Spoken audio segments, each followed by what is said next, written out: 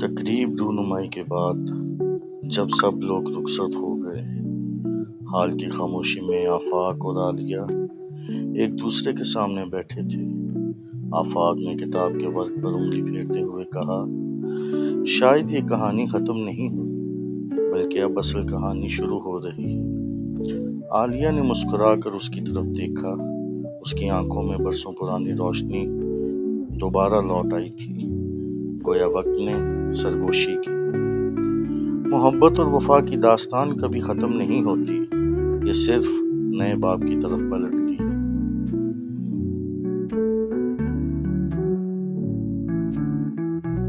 لاہور کی پرانی گلیوں میں واقع ایک کتب خانہ، جہاں وقت کے شور سے بے نیاز کتابوں کے اوراق اپنی خاموش زبان میں صدیوں کی کہانیاں سناتے تھے۔ اسی کتب خانے میں ایک نوجوان طالب علم آفاق اکثر آتا تھا۔ اس کی آنکھوں میں خواب اور دل میں جذبہ تعمیر چھپا ہوا تھا۔ وہ کتابوں میں اپنی دنیا ڈھونڈتا اور لفظوں کے درمیان اپنے دکھوں کا مرہم تلاش کرتا۔ اسی کتب خانے میں ایک دن ایک لڑکی آئی، سفید شال اوڑھے، آنکھوں میں گہری معصومیت اور لبوں پر خاموشی۔ اس کا نام عالیہ تھا۔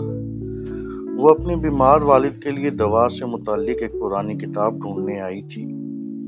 آفاق نے اسے دیکھا اور یوں محسوس ہوا جیسے وقت لمحے بھر کو رک گیا ہو۔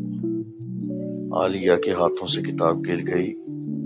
آفاق نے جھک کر وہ کتاب اٹھائی اور مسکرا کر کہا، لگتا ہے آپ کتاب کو نہیں بلکہ آپ کو یہ کتاب تلاش کر رہی تھی۔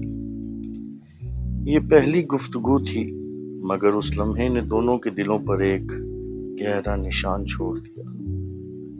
آفاق اور عالیہ کی ملاقاتیں بڑھنے لگیں۔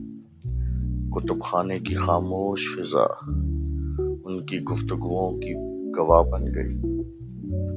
آفاق نے اپنے خواب سنائے کہ وہ ایک ادیب بننا چاہتا ہے، اور عالیہ نے بتایا کہ وہ اپنے بیمار والد کی واحد سہارا ہے۔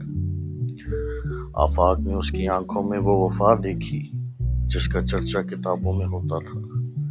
وہ محبت کے لفظوں سے زیادہ عمل پر یقین رکھتی تھی، اور آفاق جو ہمیشہ لفظوں کا اسیر رہا تھا، پہلی بار کسی انسان کے عمل سے متاثر ہوا۔ زندگی ہمیشہ آسان نہیں رہتی۔ عالیہ کے والد کی بیماری بڑھ گئی، پیسے کم تھے، علاج مہنگا تھا۔ عالیہ دن کو نوکری کرتی، رات کو والد کی تیمارداری۔ آفاق اس کی ہر مشکل میں ساتھ رہا۔ وہ اپنی قمیض بیچ کر بھی اس کے والد کی دوائی لے آیا۔ ایک دن عالیہ نے کہا، آفاق، تم میرے لیے بہت کچھ کر چکے، میں چاہتی ہوں کہ تم اپنی زندگی کے خوابوں کو قربان نہ کرو۔ آفاق مسکرایا، عالیہ، خواب وہی سچے ہوتے ہیں جو محبت اور وفاداری کے لیے قربان کیے جائیں۔ وقت کے بہاؤ نے ایک اور امتحان لے لیا۔ عالیہ کے رشتہ داروں نے اصرار کیا کہ وہ ایک مالدار شخص سے شادی کرے تاکہ والد کا علاج اچھے طریقے سے ہو سکے۔ عالیہ نے دل پر پتھر رکھ کر آفاق کو کہا، میری وفاداری تمہارے ساتھ ہے، مگر میری محبت کا قرض مجھے والد کے سامنے چکانا ہے۔ آفاق نے خاموشی سے یہ فیصلہ قبول کیا۔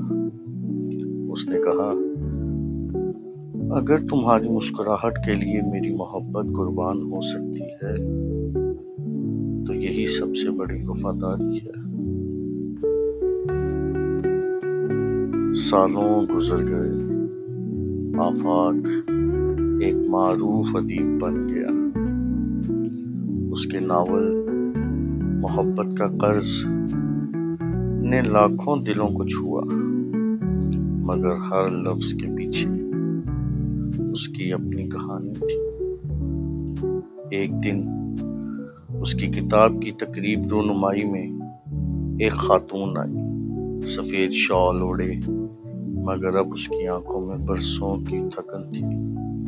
वो आलिया थी। उसके वालिद का इंतकाल हो चुका था और वो तन्हा जिंदगी गुजार रही थी। आलिया ने आफाक की तरफ देखा और आहिस्ता से कहा, मैं जानती हूँ तुमने मेरी खातिर अपने ख्वाब कुर्बान किए, लेकिन देखो, तुम्हारी वफादारी ने ही तुम्हें आज इस मुकाम पर पहुंचाया। आफाक ने आंखों में नमी लिए जवाब दिया, मोहब्बत कभी कर्ज नहीं रहती, ये तो वफा के हाथों में हमेशा लौट आती है। ये कहानी मोहब्बत और वफादारी का वो सफर है जो कुर्बानी से शुरू होकर सुकून पर ख़त्म होता है।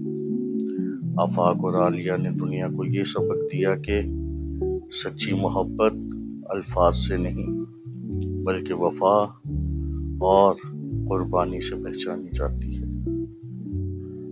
अगर आपको हमारी ये कहानी पसंद आई हो तो हमारे चैनल को सब्सक्राइब कर दीजिएगा, वीडियो को लाइक कर दीजिएगा और शेयर कीजिएगा।